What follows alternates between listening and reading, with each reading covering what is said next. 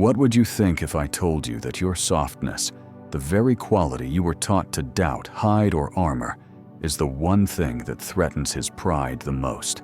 Not your beauty, not your brilliance, not even your silence, but your softness, the unyielding, gentle force of a woman who refuses to harden in a world built on control. Because in that softness lies something that cannot be manipulated, decoded, or dismissed, truth without ego. Carl Jung spoke often of the shadow, the disowned unconscious parts of ourselves we exile to maintain the image of who we think we must be. For many men, pride is not power. It is a wall, a carefully constructed facade to keep the wound unseen, to keep vulnerability out, to stay in control. Because once the wall of pride falls, they fear the world will see just how small, afraid, or unworthy they truly feel inside. And then she enters, not loud, not demanding, but real, undeniably present. Her softness is not performance. It is not a weapon. It is not bait. It is simply who she is when she no longer fears being too much or not enough. And this terrifies him, because he cannot fight it, control it, or compete with it. Her softness exposes him not with aggression, but with clarity. When she speaks from that place, the place beneath performance, beneath social survival, she speaks directly to the part of him he spent years avoiding. She doesn't try to dominate. She doesn't push. But her very presence begins to unravel his pride. And here's the paradox. Pride seeks admiration, but softness demands intimacy. She doesn't feed his image. She reflects his truth. And while he may say he wants a woman who's warm, tender, nurturing, what he truly means unconsciously is a woman who won't threaten his illusion.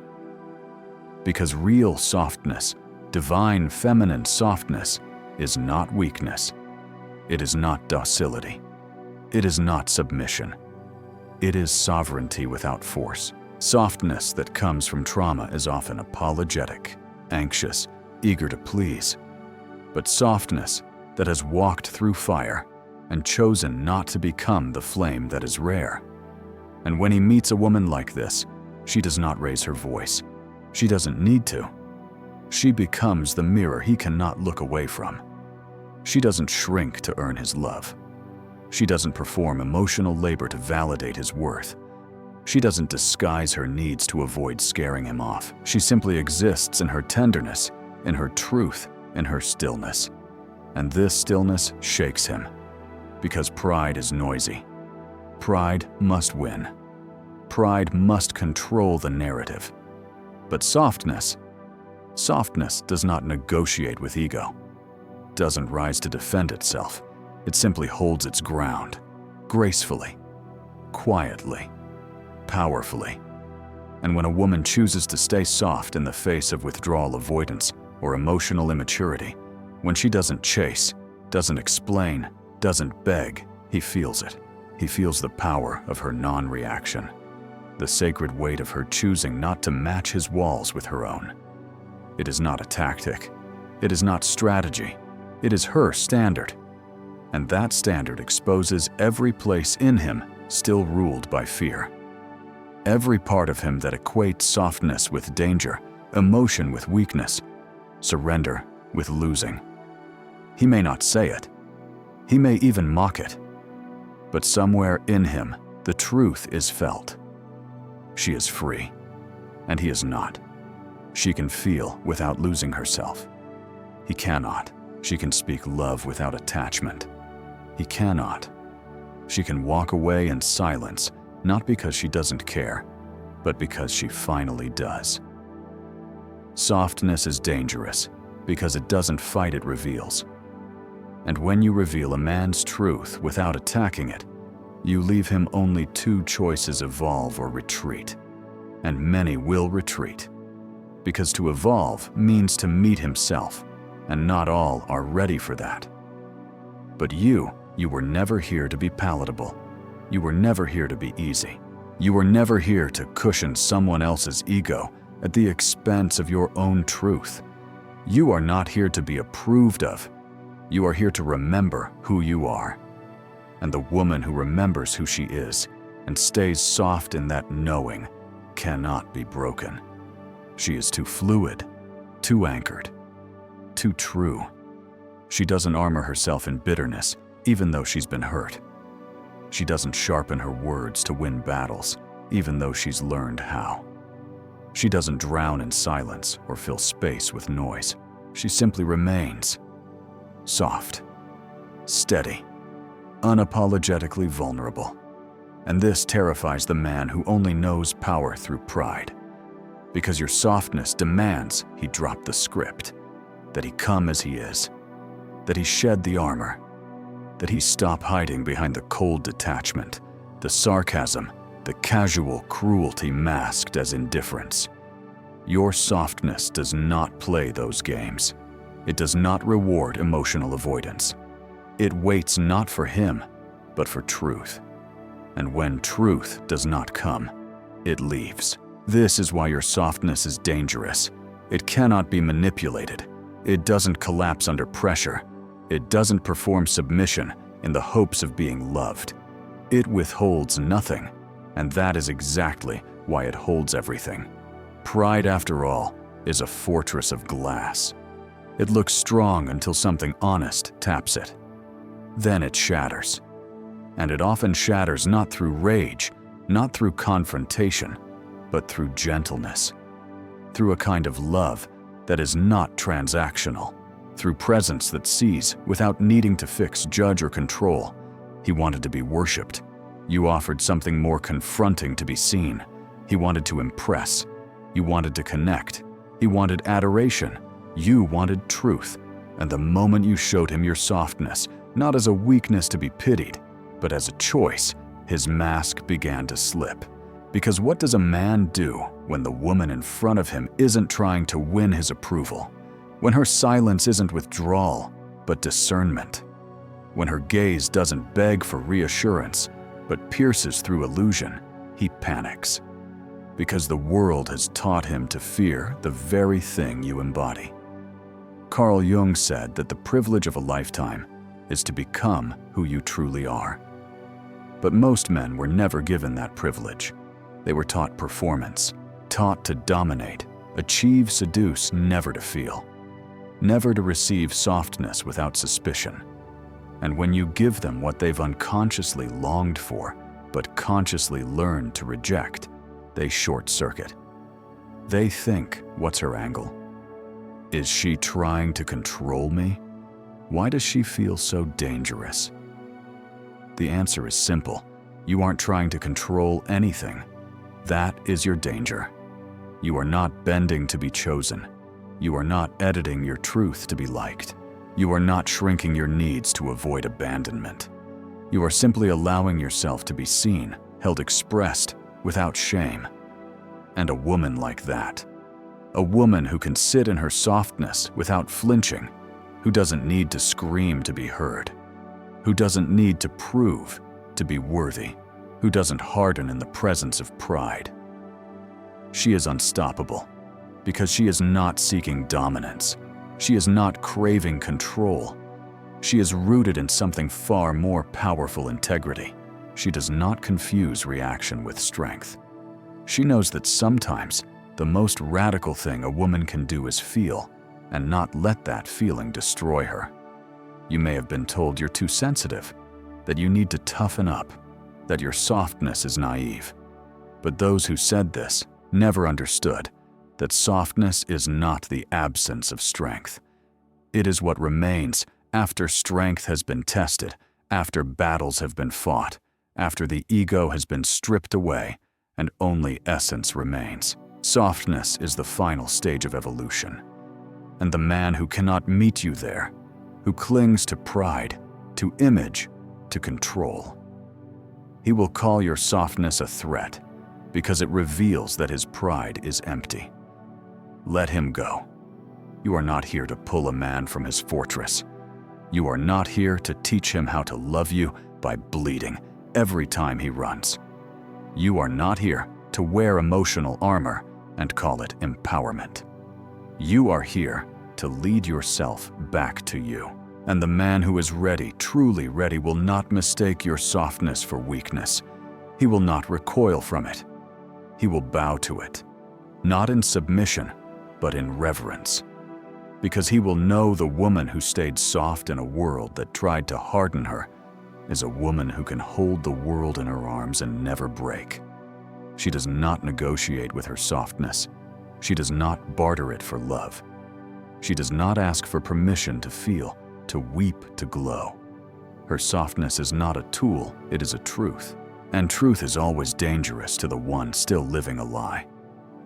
So he retreats, not because she pushed, but because she didn't. She did not chase. She did not fold. She did not explain her worth in the language of his fear. She simply stood there, fully herself, draped in calm, drenched in grace. And for a man whose pride depends on being needed, on being superior, this is unbearable. Because in her presence, he is not the center. In her presence, he cannot hide. Softness doesn't argue. It doesn't plead. It doesn't fall into the trap of emotional war. It becomes a mirror, one that reflects back to him all the parts he has silenced, all the tenderness he's buried, all the empathy he's mistaken for weakness. And in that mirror, he sees what he's become: hardened, guarded, addicted to performance. Softness is a quiet rebellion against a world that profits from disconnection. A soft woman is not passive, she is present. Not naive, she is discerning. Not submissive, she is sovereign. She leads not with demand, but with depth. And it is that depth that reveals how shallow pride truly is. You see, pride is terrified of transparency. It's built on projection, not presence. But your softness doesn't project, it receives. It listens. It allows. And in that allowance, you draw out what has been exiled in him, the boy, the ache, the craving for acceptance without performance. But here's the thing. Many men aren't ready to meet that boy. They're still in love with the mask, still attached to being the strong one, the distant one, the one who never bends. And when you do not play into that illusion, when you offer them no drama, no power, struggle, no emotional currency to trade, they do not know what to do with you. Because what do you do with a woman you cannot control? You remember her, you carry her, you grieve her, but you cannot forget her. He may not understand it now, but he will come to realize her softness was not silence, it was strength. Her calm was not disinterest, it was clarity. Her stillness was not absence, it was self-respect. She could have matched his pride with performance. She could have raised her voice, closed her heart, built her own walls. But she chose a different kind of war, the quiet, steady war of staying rooted in her soul, of refusing to abandon her emotional truth just to make him feel more powerful.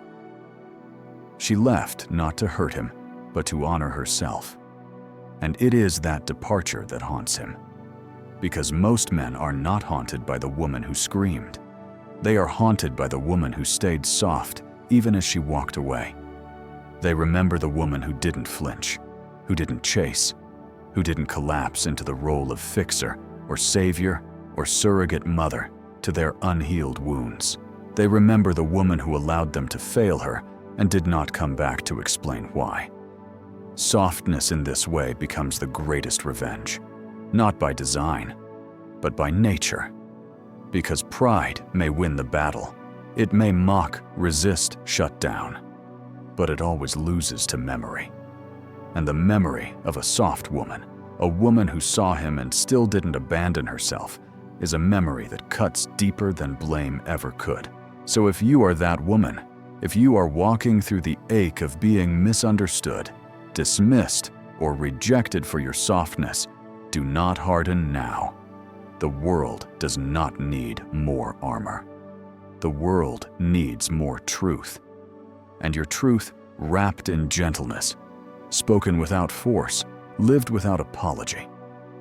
That is what changes people, not by saving them, but by revealing to them what they could become. If they had the courage to meet you there, he doesn't know it yet, but your softness has already rewritten something in him. Not in the loud, transformative ways he's used to, not through conflict or rupture, but in a whisper that lingers long after the storm. Your presence didn't shatter his pride. It simply disarmed it, slowly, quietly, without permission, because pride expects a war. It braces for it. It's armed and ready. It thrives on tension, needs resistance, feeds on power struggles. But your softness offered none. No battlefield, no swordplay, only light, only breath, only the uncomfortable stillness of being seen. And when a man has built his identity on being the strong one, the logical one, the one in control, being seen without effort, can feel unbearable. So he retreats again, into work, into women who flatter but don't challenge, into habits that numb but never nourish. Because facing the truth of your softness, what it required of him, what it revealed about him, is too much. For now, but it's already begun. The unraveling, the remembering, the slow, inevitable return to the part of himself that he exiled long ago, the part that knows love isn't control, that feeling isn't weakness, that surrender isn't loss, but freedom. You did not fix him. That was never your role. You awakened him. And sometimes awakening doesn't look like gratitude. Sometimes it looks like anger, projection, avoidance. Men don't always thank the ones who showed them the truth, especially not when they're still clinging to the mask. But truth doesn't need acknowledgement to remain true.